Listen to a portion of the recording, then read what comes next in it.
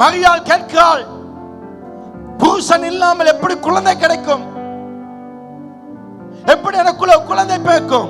அப்பொழுது தூதன் சொல்றான், பலத்தினாலும் அல்ல, பராக்கிரமத்தினாலும் அல்ல, பரிசுத்த ஆவியின் வல்லமை, தேவனுடைய வல்லமையினாலே ஆகும்.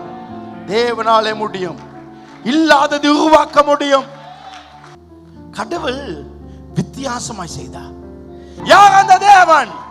ஷாத்ராக், மேஷாக், ஆபேத்நேகோவை நெருப்புல போடுறது அந்த 3 பேர் சத்தமாய் சொன்னார்கள், ராஜாவின் கைக்கும் இந்த அக்கினியின் கையிலே எங்களை மீட்க எங்கள் தேவன் வல்லவராக.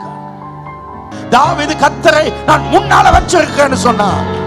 ஒதுக்கப்பட்ட குடும்பத்துக்கு மட்டும் இல்ல, முழு தேசத்துக்கு. உங்க வாழ்க்கையில எல்லா பகுதியும் அவருக்கு திறந்து கொடுங்க.